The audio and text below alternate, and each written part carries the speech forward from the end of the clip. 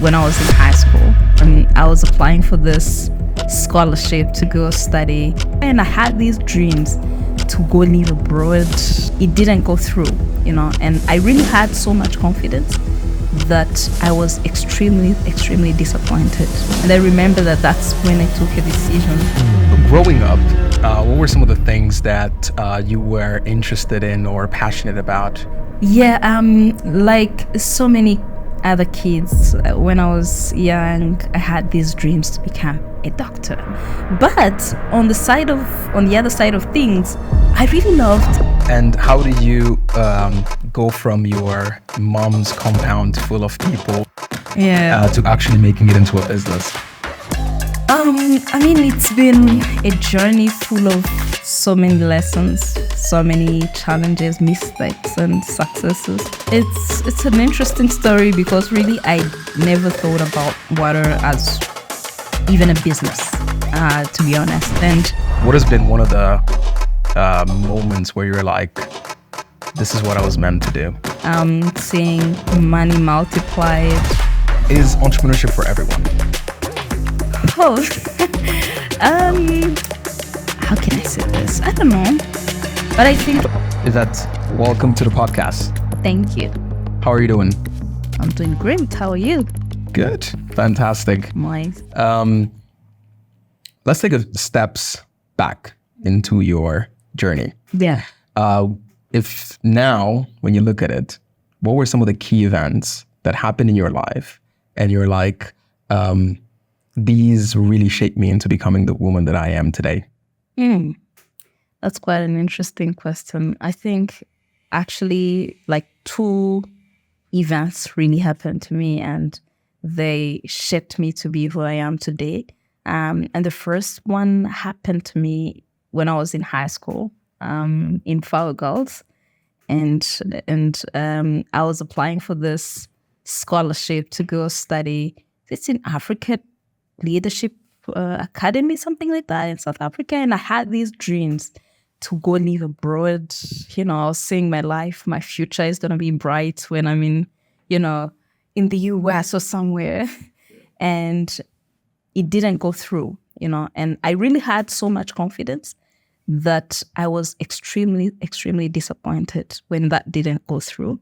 But then afterwards, I had like time to reflect. So I'm a very strong believer in God and things that happened to me. And I was like, maybe there is a reason why this didn't go through. And, I had a really long time to reflect about myself. And I remember that's when I took a decision that I was going to stay, live in Rwanda, and do my life here in Rwanda. So even after high school, I went to college in Kepler. Yeah.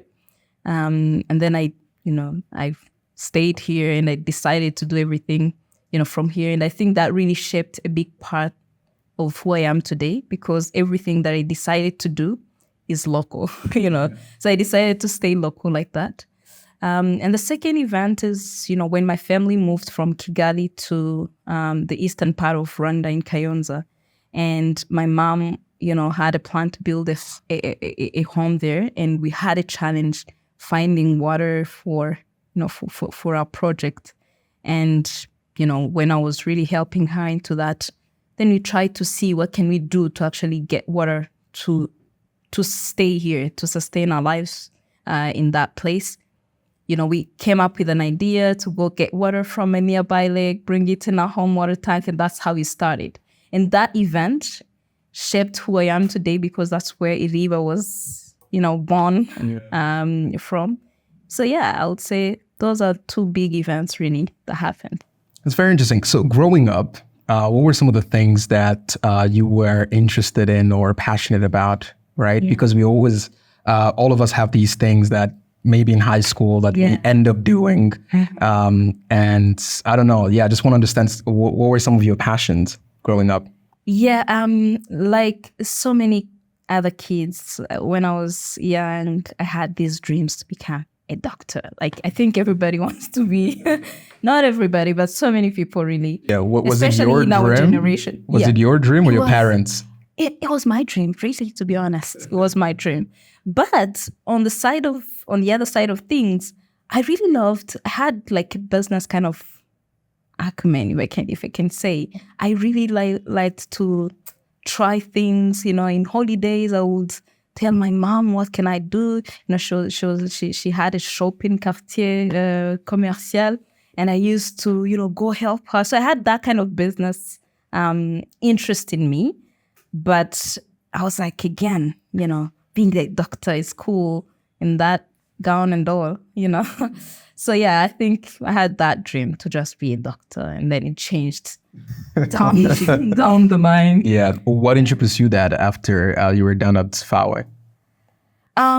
So I did sciences in FAWE, but I really had taken a decision when I was like in senior 5. I say this is not something that I want to do for the rest of my life. Like, I want to really change and go for business. So after finishing, I did business management. And then, it got me here. Yeah. So take me through those days of trying to fetch water, which would eventually lead to you understanding a deeper problem there. And maybe if you could just educate us on, what's the problem really that you discovered there and how deep it was. Yeah. Well, it's an interesting story because really I never thought about water as even a business, to be honest. And when we had that challenge when I was with my mom there, it actually kind of opened my eyes. I was like, okay, so wait a second. So people can live without water. We could see how you had to ask for these bicycle guys to, go fetch water for you, blah, blah, blah, blah. It was quite, expensive and very difficult. And then I started to dig a little bit, deeper on the issue. And I found that, kids in that community were used to miss school, spending hours collecting water. And then I decided to say, you know what, so after our project was done to build a home for my mom, then I was like, okay, so now that thing really worked. Getting water from the lake, bringing it in a home water tank, it worked.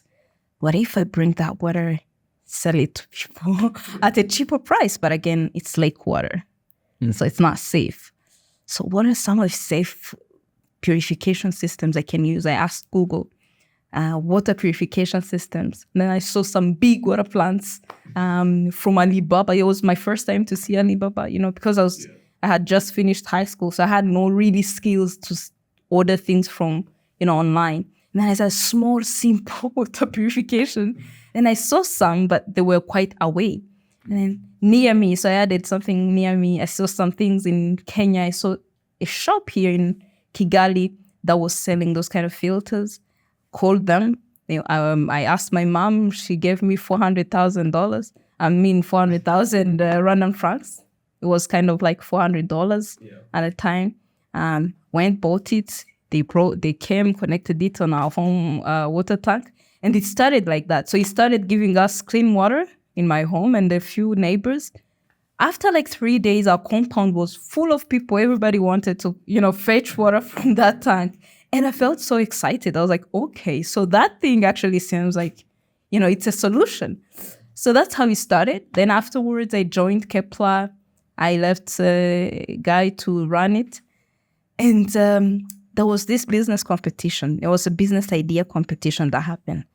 I started to think, went back on Google, creative business ideas. And then an idea popped in my mind. I was like, what if you put in that water business back home? It didn't even have a name. Yeah.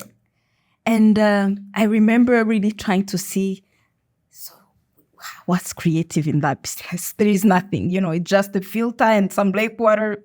Exactly. Okay, just put it. I think I called it that day, Gwanda Water Supply, something like that, in that application. And then all of a sudden, people got interested into it. I got selected into the top 100. People loved it. They were like, you're running a social enterprise. That's when I knew that this was a social enterprise.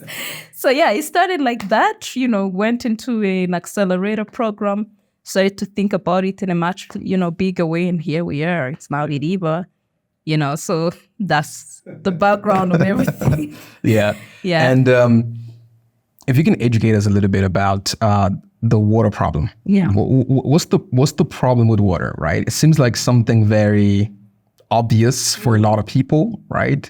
But also at the same time, we also realize that it is something that we really need in our day-to-day life. But so as an entrepreneur is working on solving the water problem, what is really the water problem? I mean, water is actually an issue. Like, for example, in Sub-Saharan Africa alone, if I just, focus maybe on the region, more than 320 million people have no access to clean water. And 320 million people, that's a big number for a region, Sub-Saharan Africa. And in the world, we count, billions of people. And so that's a very, very, very big problem. I think everyone can relate, how we interact with water, how we use water in our day-to-day life. Now imagine somebody who has to struggle to even have a safe 1 liter drinking water. It's beyond, until maybe somebody has to go through it to really see how serious this issue is. So yeah, I mean, water is a big issue. It's the cause of so many waterborne diseases. What's causing it? What's causing this shortage and let's say lack of water that we can use? Let's say. I think the infrastructure is there, but in most of the times they're not operating as they're supposed to be. Number two, like, water sector has been commonly addressed by public and non-governmental kind of institutions, which do a great job. But at some point, when you look at sustainability, sometimes, an NGO might come, they build a very, very heavy and expensive infrastructure. After the project ends, nobody's looking after such an infrastructure, and people still have to go through the same issue.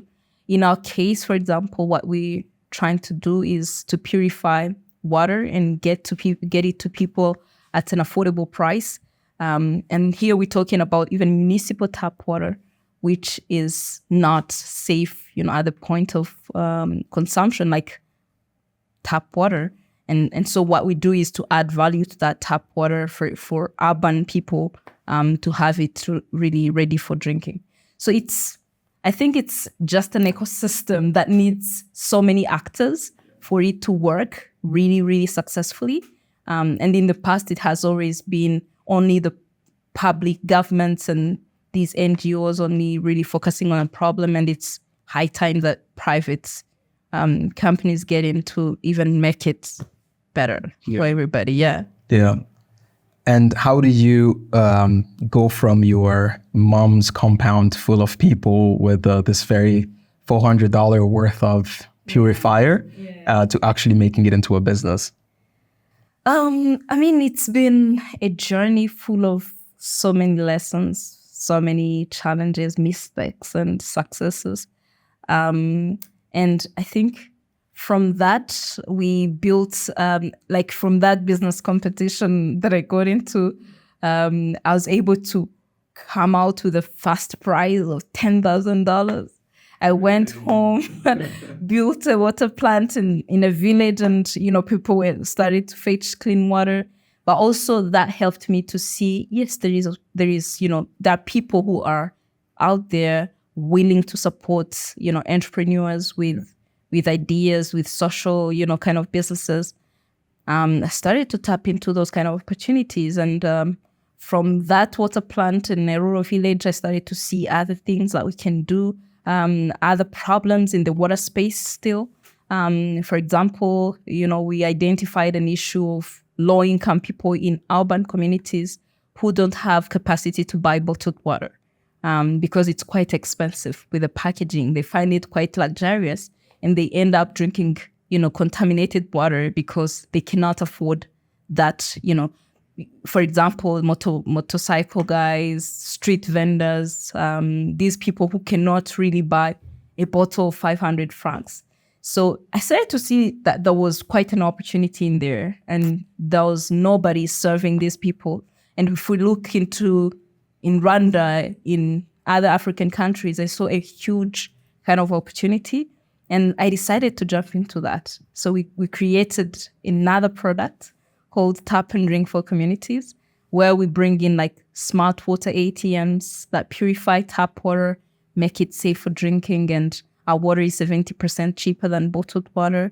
And from there, like it helped us to really grow massively to now we are able to serve up to 300,000 people every quarter with safe drinking water. We have about 120 water ATMs in Rwanda, in DRC, and in Central African Republic. So it's growing, and I see potential to even grow further. So from my mom's compound to Africa and maybe to the world. Yeah. What's wrong with tap water? Yeah, I think normally, like if you look at the source, like municipalities, at the source and in the water plants, I'm pretty sure it gets out of there very safe, right? Purified and everything. But then with the pipelines, old pipelines, broken, that's where the contamination happens. And so it gets out of the tap quite contaminated that you can't drink it. So it's not safe for drinking. And so that's really what's wrong with tap water, especially in our African countries. How do I know that? How do I know if the water, let's say I'm about to potentially, I don't know, buy a house or rent a house and I move in. Yeah. Can I drink that water? Because I think the landlord would be like, yeah, sure. Oh my gosh. Well, I think it's safer to have an in-house like water filtration if you want to really have your tap water safe for immediate consumption. There's filtration, systems. We also have those. We sell to, like, if you buy a house and you want, to have your water really safe, you put in a filtration system and it will purify your tap water and make it safe for drinking. But really, I think it will be a lie to tell you that you can drink tap water. Yeah. Do it at your own risk. Yeah. What about water that we shower? Is that also needs to be purified, or is like what's the deal there? Unless you're a baby, I think like with my newborns, like I will bath them with purified water. But I don't think it's that, unless you're allergic or something. But it's Cool. So what are the products that you have right now, right? So if I walk into a Iriba shop or the company, what are you selling to me or to people? We have 3 product lines. We have what we call Iriba Tap and Drink for Communities, which is what I just described, water ATMs. They're like all-in-one kind of devices that have inbuilt water filtration, storage, and automated vending. So it's a smart kind of device. And then we have what we call Iriba Tap and Drink for Schools, where we install those kind of devices in schools to enable students with affordable clean water. And our package for schools is a bit different because we use a flexible lease to own kind of model. And then the last component is the water filters that, if you buy a house, as you say, and you need to have your water purified, then, we have those kind of packages as well, quite affordable. And then, and the rural water service that we do as part of our corporate social responsibility to enable rural communities with access to clean water. Which one is the best selling? Tap and drink for communities. Why is that? Top. I think, when we started it, when we launched it, we were really testing if people were going to like it, because we were really the first in the market to do that. And we were amazed by the market's reaction. Like, people really loved it. And what I like most about it is every time I go to one of our water ATM, I see exactly the people we're targeting are the ones who are there buying water. And I'm like, yes, this is actually what we want. And we franchise these water ATMs to like young people who run them as their own businesses. So seeing some ladies there serving people, it's quite amazing. So that's my favorite product line so far. Yeah. Yeah. Whenever you're installing these different products in their respective, let's say, areas, how are you tracking your impact, right? What would you say you've seen, you mentioned 300,000 people on a quarterly basis using your products. What's your impact? Like, what are you looking at? What are the metrics? Yeah. The metrics are, I would say we have 3 key metrics. The first is how many people have we reached with affordable, safe drinking water, and we are able to track that in real time with those kind of smart devices.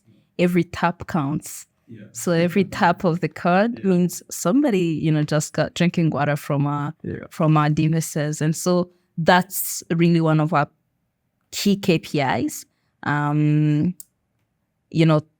many people have we reached with safe drinking water?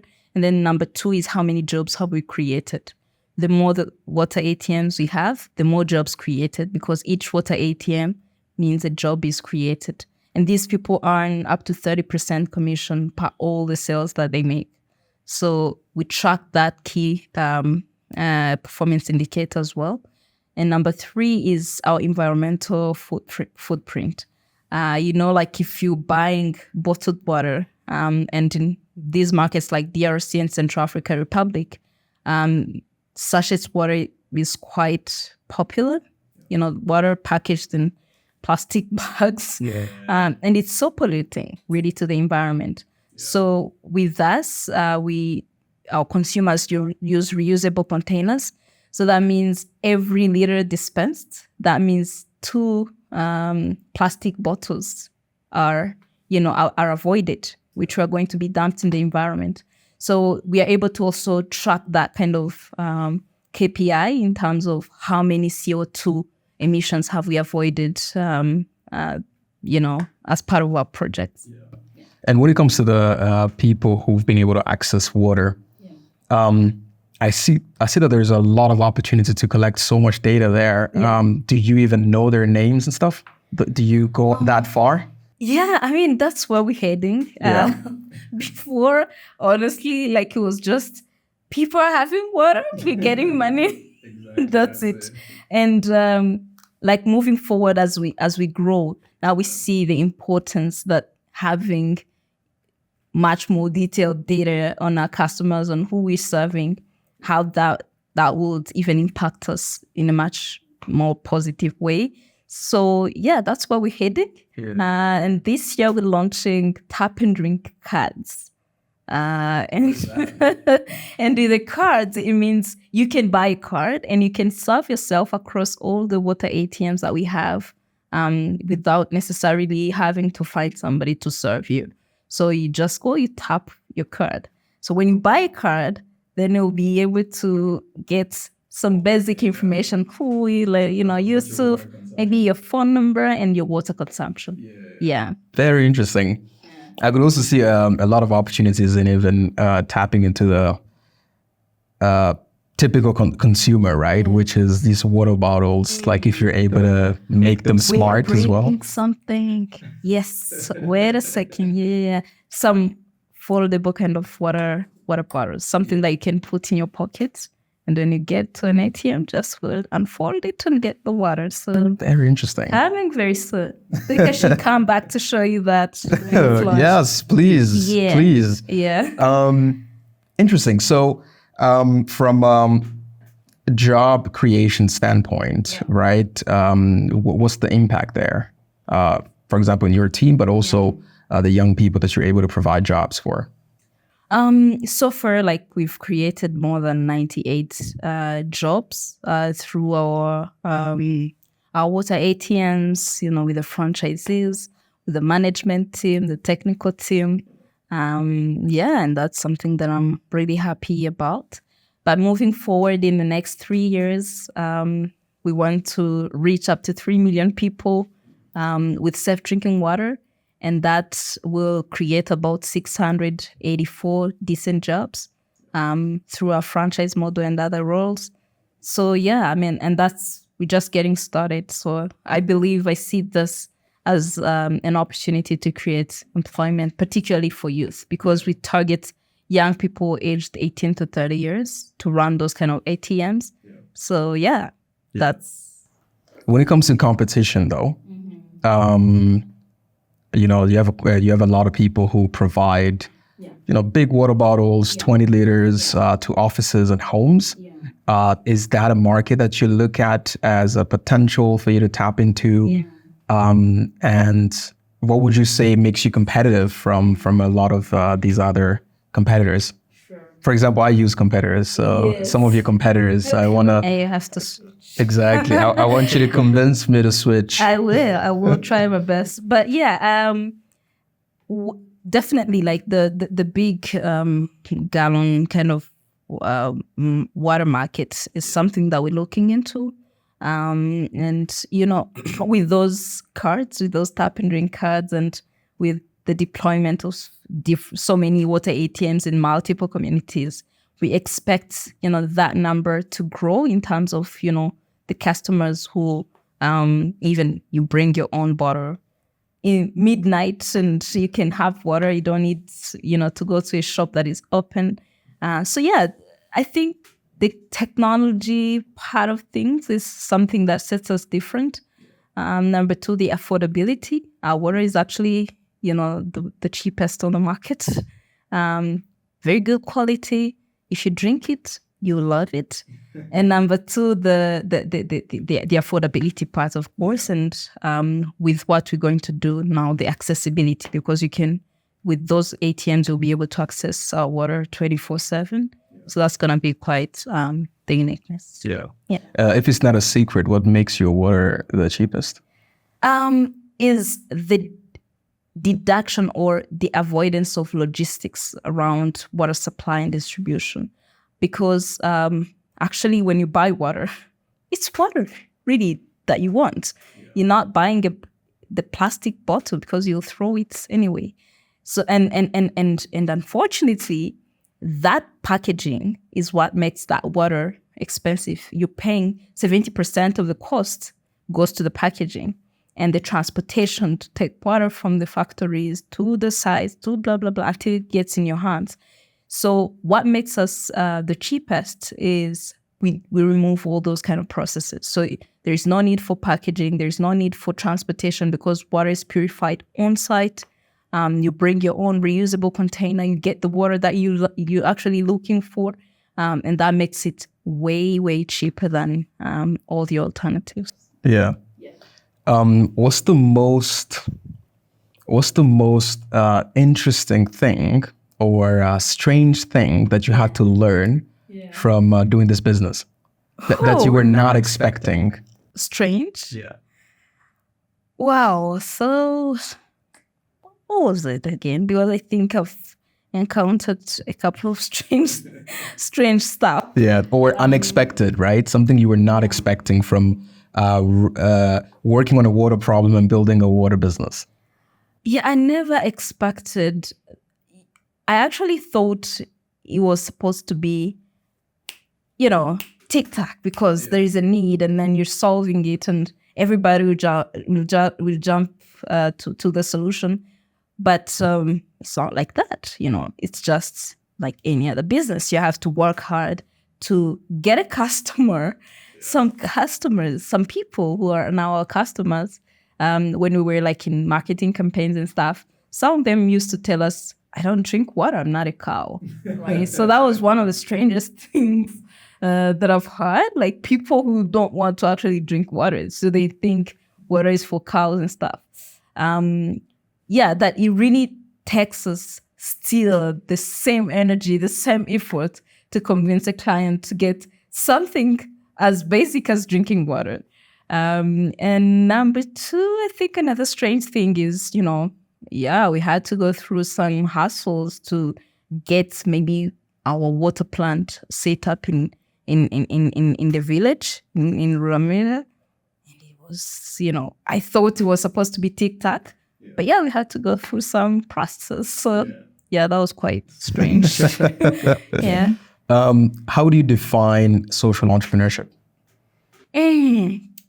Well, to me, I think social entrepreneurship is entrepreneurship that is mission-driven, not just to make money.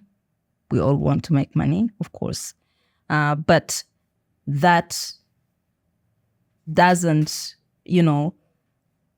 how can I say, like, making money is not the only target. You want to make money, but you want to also create impact, and impact becomes like, your revenue, right? So when you see more people solved, more jobs created, it's part of your, your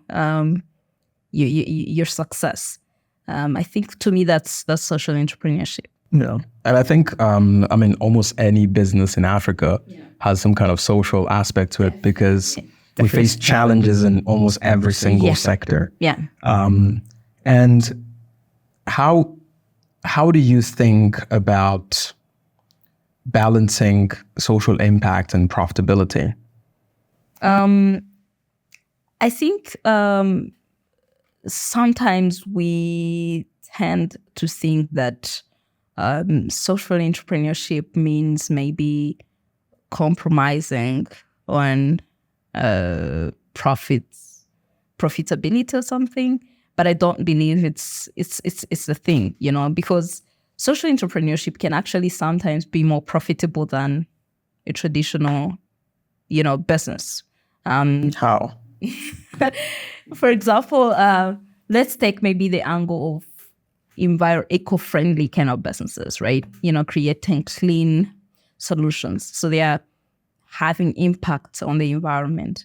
But when you look at the other side of things, they're cutting costs. For example, if you have a water, I'll give you an example. For example, for our water production facility, we are opting to make it solar powered. And yes, it has the environmental benefits, but it has massive benefits to us in terms of cutting costs, the electricity costs. So that's, when you balance, you'll see that you go green, but it's also, it cuts costs on your end. So you solve a social problem, but you are making money because you're serving a big segment of the market. So there is really, I think there is an opportunity, there is possibility to really have both profitability and impact. But we can't also ignore that there is that risk you take to serve the underserved. Yeah. That's what most social entrepreneurs have in common, to serve people who everybody else, is fearing to serve because maybe it's hard to make them pay. The poorest, the bottom of the pyramid. It's extremely, extremely difficult to make them pay for something. Yeah. So taking that risk, serving them is what actually I think makes social entrepreneurs quite special. Yeah. And how do you convince investors to invest, in a business like that, where you say, oh, we're going to give water to this specific village, and then the first thing in their mind is, maybe they don't know about the context. They're like, how are they going to be able to pay, right? And is there even money there, right? So that's the first thought for anybody who's coming from the outside. For you, running this business as a for-profit business with a huge social impact, how do you respond to that? Yeah. I think as an entrepreneur, it's very, very important to choose. To really own the authority to say no to some, so-called opportunities. Because if there are some investors who come and you see them really in the line of what you're doing, they understand the struggle you're going through, they understand the risk, they understand everything, and then they want to, to get in the journey with you. But there are also other investors who look at it and they think that it's, just the profits, just, the traditional investments. And, you have to sometimes say no, because, it might, put you in the wrong position. So I think for me, what I do is to choose, and say no to some things and yes to others. Yeah. And what's the business opportunity and what a business? The business opportunity is we're selling life. What is life? Yeah. So we're selling a basic need, and I believe when you're solving a problem, it creates a really good and comfortable business. Not so comfortable. I mean, I want to make it clear. It's not that you just sit at there and money is making itself, but it's a business that gives you, satisfaction. You make some money, maybe not too much, but you have really satisfaction that you're solving your problem and you're seeing it, with your eyes. So it's satisfying. Yeah. I think the opportunity is being able to have something that really, really gives you both impact and profits. Yeah. Yeah. What has been one of the moments where you're like, this is what I was meant to do? Oh, what happened? I think every day, experiencing growth firsthand, seeing money multiplied, more people, are employed with what I did. Oh my gosh. So every time I show up in my office and I see people seated, busy doing it. So so it gives me a sense of satisfaction, and I'm like, so I think I'm meant to do this. And when I walk on the streets and I see water points, wow. And I went in DRC and I saw, people were really excited. Water ATMs in markets, in Bangui. I was like, oh my gosh. So those are really some small moments that gives me that. Yeah. Do you ever pretend to be a customer and then you wait in line on one of the and then you just ask people, oh, why you guys come here? Let me give you a story, because these water ATMs have now been many. Yeah. So some franchisees, they don't know me. Maybe it's a worker of one franchisee or something. And they order the website. Yeah. Yes. Most of them don't even have that time. So they'll just come, sell water, go. They don't even know who is the owner. Yeah. So I went to one of these water ATMs in a market, and I was with some visitors. So I went and they started to take pictures. They started to ask me, so how much is she making? Because they were visiting the business. And then the lady started to look at us like really, with a strong kind of face. And she saw me that I was Rwandese among them, and she started to ask me, what are you doing here? What do you want? So I say, oh, I'm so sorry, my name is this. She said, oh, you are Yvette? I said, oh, okay, so it's okay. I was like, oh my God. So she didn't know who I was. But it's so funny to actually go and you serve and this person never recognized. But that's the impact of growth as well. When things are even bigger than yourself. For sure. You've been recognized a lot for your work. You've once been awarded by the late Queen Elizabeth, been selected among the Forbes 30 under 30. What do those accolades mean to you, your journey, but also for social entrepreneurs? Yeah. I think every time I'm recognized for something, for what I'm doing in Iriba, it's like a reminder to me that this is something, the things that you're doing are so much bigger than yourself. And that gives me both courage, but another feeling like a sense of responsibility that I don't like. Quitting is not an option. Giving up is not an option. So I think to me, what it means is it encourages me really. It inspires me to do more. But it also gives me a great deal of responsibility that, all these people who trusted me, I shouldn't let them down. So that's one of the feelings that I get every time I'm recognized for these things. Yeah. Yeah. Do you think we have enough women interested in entrepreneurship or doing entrepreneurship at the moment? Oh, yes. So much. I actually think lots of women are born entrepreneurs because naturally we have a nurturing kind of capacity. Women are good at creating something from nothing and growing it into something.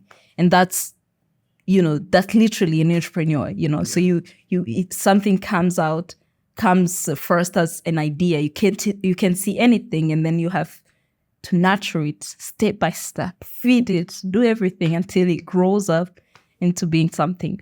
And I think really that capacity, a lot of women have that. So I believe a lot of women actually have the capacity to be and potential to be entrepreneurs, very good entrepreneurs. Yes. Is entrepreneurship for everyone? Oh, how can I say this? I don't know. But I think it can be for everyone, really. There is no form for who should be an ideal entrepreneur. But I think, it's something that you feel into yourself. So, and I think not everyone is supposed to feel that. Yeah. Yeah. And what would be your advice for somebody who's listening to your story, has definitely seen you pitch somewhere, have followed your journey, and you're like, I want to do the same. I want to make an impact in my community. I want to solve problems that we are facing here in Africa. What's your advice for them? How should they approach it from a step-by-step standpoint? I think the first thing to do is just start. I think how do they find a problem to work on? You have problems. Oh my God. I think for those who believe in heaven, that's the only place we will go and there are no problems. But I was going to say in Rwanda, but in the world, in Africa, in Rwanda, in our communities, problems are there because we have something that we're complaining about. At least, is it good? Is the food is expensive, or there is not enough electricity, water, roads, and anything. Look at that pain that is really burdening you and see if there is potential to get a business opportunity out of it. And there is always potential to do that.